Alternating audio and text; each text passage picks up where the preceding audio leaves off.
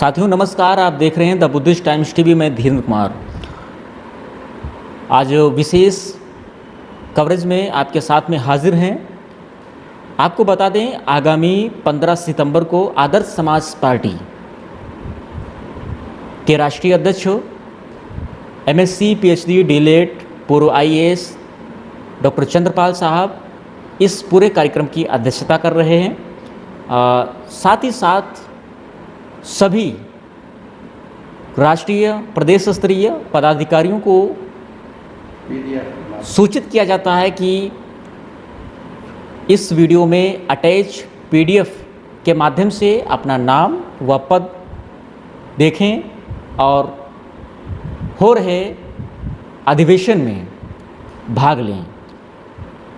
राष्ट्रीय अधिवेशन जो होने जा रहा है, इसको लेकर के हमारे साथ में इस वक्त मौजूद हैं आदर्श समाज पार्टी के राष्ट्रीय अध्यक्ष डॉक्टर चंद्रपाल साहब। आइए चलते हैं, सीधे उनसे हम बात करेंगे, जिन्होंने दबे कुचले शोषित वंचित भारतीय समाज के लिए, किसान महिलाओं के लिए, नवयुवकों के लिए इत्यादि समाज के लिए उन्होंने बहुत ही काम किए हैं और अधिकारों के लिए उन्होंने संघर्षरत थे और हैं।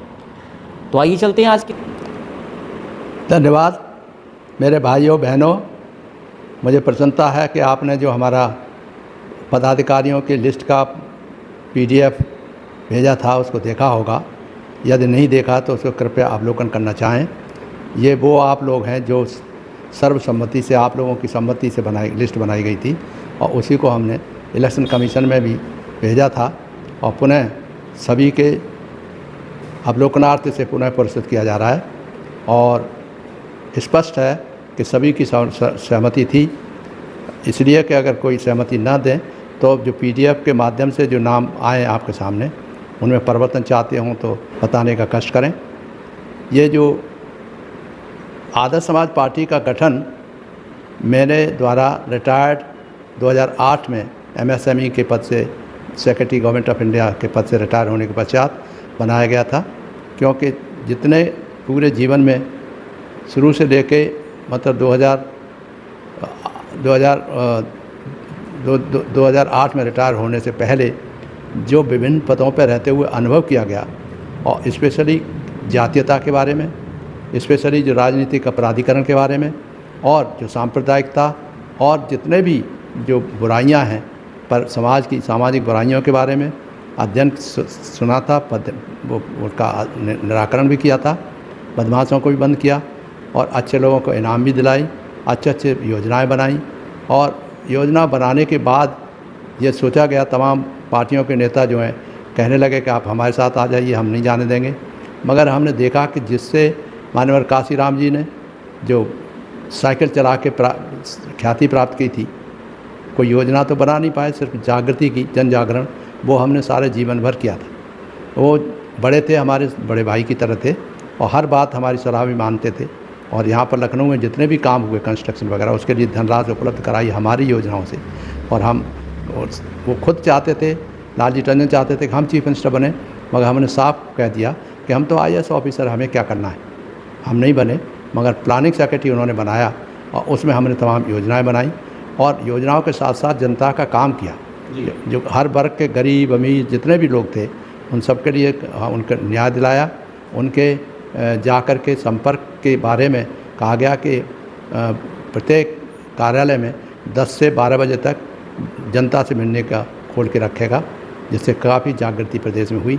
और अनेक विभागों में जहाँ जहाँ काम किए उसमें बहुत तारीफ हुई है। कलेक्टर जहाँ गाज़ियाबाद रहे तो वहाँ कहा गया कलेक्टर कैसा हो, चंद्रपाल जैसा हो। ऐसे ही और जगहों पे तो बड़ा मन होता था कि हम काम, तो समाज का कुछ काम अधूरे रह गए हैं। जैसे अपराधीकरण बहुत बढ़ रहा है, भ्रष्टाचार बहुत बढ़ रहा है, और भ्रष्टाचार के साथ साथ जो होता है तो बड़े ऊंचे लेवल से देखा गया कि उसमें ज़्यादा है।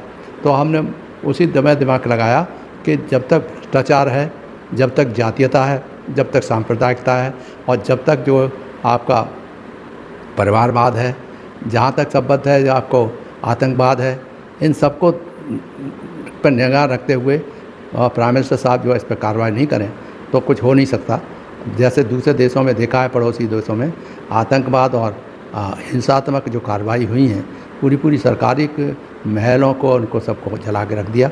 तो लोग कहने लगे हैं कि साहब क्या ऐसा इंडिया में भी होने वाला है? तो मैं कहता हूँ कि ये तो बहुत ही गलत बात की सोच है, जिसका इस देश में हज़ारों वर्षों से सभ्यता रही है और हज़ारों वर्षों से एकता के सूत्र में बंधे रहे हैं, चाहे भले ही वो जातीयता में बटे हुए हैं। तो इसलिए हमने कहा कि जातीयता समाप्त हो। तो जातीयता कैसे समाप्त हो, उसके लिए हमने अल्टीमेटली यही बताया है कि आप एक्ट पास करिए, एक एक्ट बनाइए under article 17, whosoever practices caste ही विल बी पनिश्ड। तो जब तक एक्ट नहीं पास होगा तब तक जातीयता समाप्त नहीं हो सकती। हाँ, इसलिए जोर देने की ज़रूरत है कि जातीयता पहले समाप्त हो। फिर राजनीतिक अपराधीकरण जो हो रहा है उससे तो यह है कि कोई अच्छा आदमी पॉलिटिक्स में आ ही नहीं सकता, कभी जीत ही नहीं सकता। यहाँ तक कि जात बदल कर रहे लोग जो है MP MLA बन रहे हैं, मगर कोई सुनने वाला नहीं है। जैसे हम ही हैं, 4 बार MP का इलेक्शन हारे हैं आगरा से। क्यों? वहाँ पर जाट बहुत ज़्यादा थे, हमारे समाज के और लोग थे। तो उसमें एक SP सिंह बघेल को खड़ा कर दिया और उसको बना दिया शेड्यूल कास्ट, जबकि वो शेड्यूल कास्ट नहीं है, बैकवर्ड है। और सबको हमने लिखा है, प्रेसिडेंट साहब को लिखा, माननीय प्रधानमंत्री जी को लिखा, अभी तक कुछ हुआ नहीं। और वो ऐसे कहते हैं तो मखौल बन के रह गया है कि जात बदल के भी लोग MP MLA बनते हैं और चुपचाप बैठ के मिनिस्टर बन जाते हैं, कोई पूछने वाला नहीं है, कोई सुनने वाला नहीं है कि क्या क्या नहीं है। तो इसलिए हमने कहा कि अब पॉलिटिक्स हमारी कि कुछ ही बिंदुओं पर केंद्रित रहेगी। सहभागिता हो सबके, सबका साथ सबका विकास के साथ साथ सबकी भागीदारी निश्चित हो, सबका जो है राजनीतिक अपराधीकरण बंद हो एंड आतंकवाद बंद हो, क्योंकि ये समाज की बहुत बड़ी बुराइयां हैं। अगर और फिर सबके चरित्र का निर्माण हो, ना कि चरित्र अपना ख़राब ना करें और निर्माण हो, गरीब लोगों को मारे नहीं। ऐसा देखा गया है कि अनुभव के अनुसार कि एक लड़का है, किसी धर्म जात का विशेष का अलग है, वो पता लगा 10 मिल गए, लड़कों ने पीट डाला, मार डाला, ऐसे ही लूट मच रही है। तो इस तरह से जो अपराधीकरण है, जब तक अपराधीकरण होगा तब तक देश का विकास नहीं हो सकता। इसलिए अपराधीकरण बंद हो, जो मुख्य बिंदु है यही है, भ्रष्टाचार बंद हो, तो आतंकवाद सारे संसार का एक मिसाल बन गई है, आतंकवाद भी बंद हो। अब तो सारा संसार कहने लगा है कि आतंकवाद खतरा है, हमारा देश तो आतंकवाद के खिलाफ है। इसलिए आतंकवाद एक वो था एंड जातीयता अपराधीकरण। फिर साथ ही साथ जो एक ख़ास बात थी कि जो राजनीति में अच्छे सच्चे ईमानदार लोगों की प्रविष्टि हो, जनता समझे कि ये जितने भी आतंकी टाइप के, जितने भी संविधान के विरोधी लोग हैं, जो काम करने वाले लोग हैं, जो उनको सपोर्ट न करें। और जो संविधान की बात करें, जो बाबा साहब डॉक्टर अम्बेडकर ने हर वर्ग के लोगों के लिए संविधान में दिया है, उनके विद्वता को ध्यान में रखते हुए उन्होंने जो संविधान बना के दिया है उसकी सम्मान करें। और शपथ जब लेते हैं तो शपथ का पूर्ण रूप से आदर करें। और यह नहीं है कि संविधान को एक तरफ तो कहते हैं मेरा धर्म ग्रंथ है, माननीय प्रधानमंत्री जी ने कहा, और लोग कह सकते हैं, मगर उन्हीं में से कुछ लोग कहते हैं कि संविधान समाप्त होना चाहिए।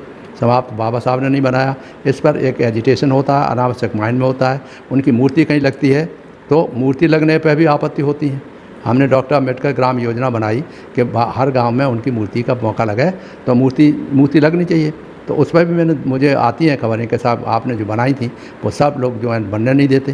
तो ये जो सवर्ण जात के लोग हैं उनको भी ध्यान रखना चाहिए कि जो जात शुरुआत से उठाए बनाई गई, हज़ारों वर्षों से दुखी थे, उनको कुछ राहत दी गई है। और अगर आप इस तरह से छोटी मोटी बातें करेंगे कि मूर्ति नहीं लगाना है और हंगामा करना है तो उनकी स्वतंत्रता पर जो चोट लगेगी उससे और गुस्सा आएगी। जी हमारा सवाल सर ये है कि लोगों का जो समाज है, समाज से ही कुछ प्रश्न है।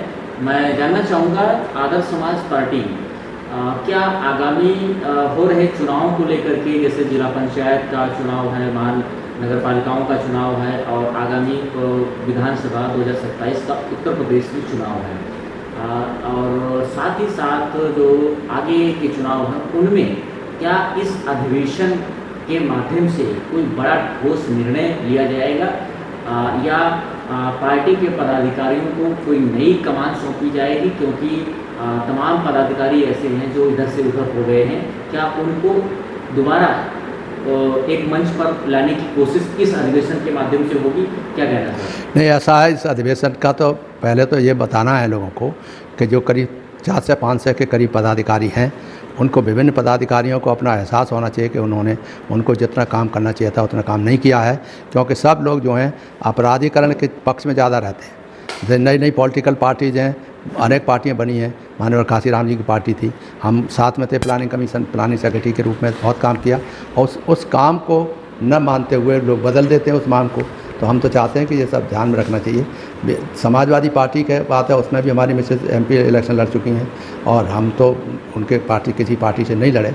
हम अपने रिटायरमेंट के बाद तमाम पार्टियों ने हमसे कहा, मगर हमने किसी पार्टी को इसलिए अभी तक नहीं चुना क्योंकि हमको जो 5-6 हमारे इश्यूज़ थे, नंबर 1 जातीयता समाप्त हो, जात के आधार पर जो वो उनका जो शोषण होता है वो बंद हो, एंड समाज के जातीयता कैसे समाप्त हो वो हमने फार्मूला बताया है कि आप एक्ट लाइए और एक्ट से पास करिए।